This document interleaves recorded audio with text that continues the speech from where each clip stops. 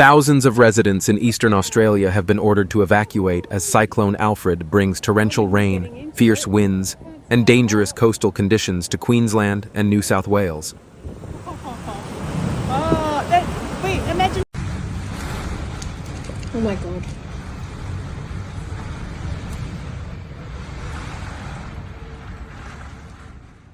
The storm has already caused widespread power outages, beach erosion, and airport closures, prompting authorities to issue emergency warnings and safety advisories.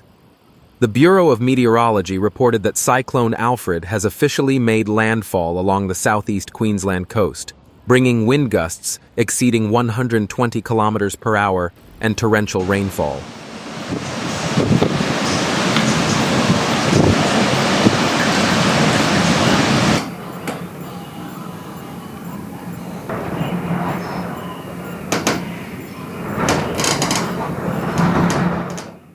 The storm's slow-moving nature, at just 7 kilometers per hour, has intensified concerns over prolonged hazardous conditions for millions across southeast Queensland and northern New South Wales. Authorities warn that the risk of flooding, storm surges, and infrastructure damage will remain severe in the coming hours. Queensland Premier David Crisafulli confirmed widespread disruptions, stating, "Overnight, we saw that this cyclone packed a punch, bringing extensive rainfall and damaging winds to our communities. Authorities have ordered mandatory evacuations in low-lying coastal areas, particularly in the Gold Coast, Tweed Heads, and Byron Bay, due to the risk of severe flooding and storm surges. Emergency response teams have been deployed to assist residents in vulnerable regions.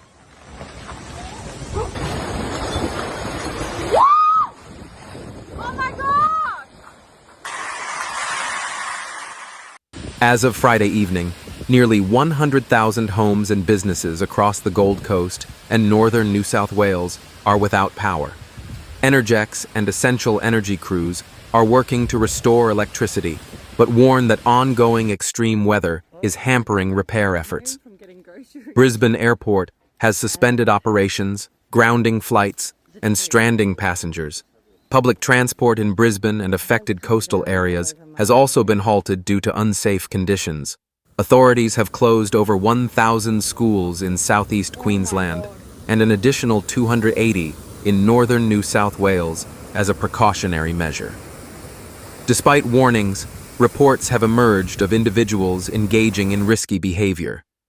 Television footage captured surfers attempting to ride the massive swells, while others were seen walking along the shoreline.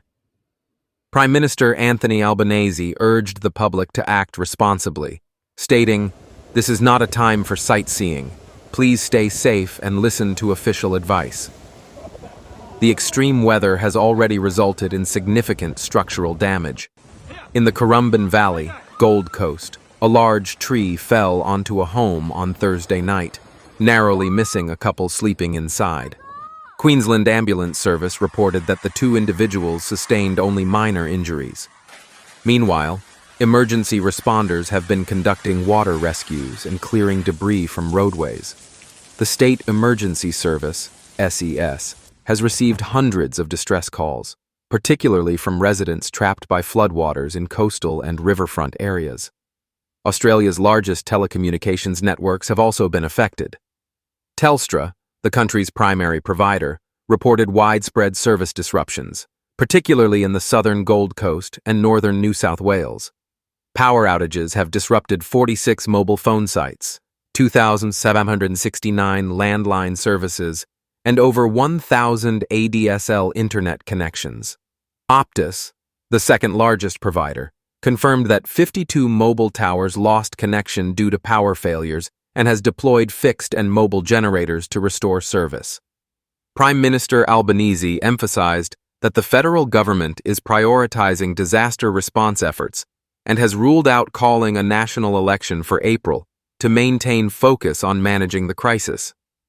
"Our priority is to support affected communities and ensure the safety of all Australians," he said in a national address.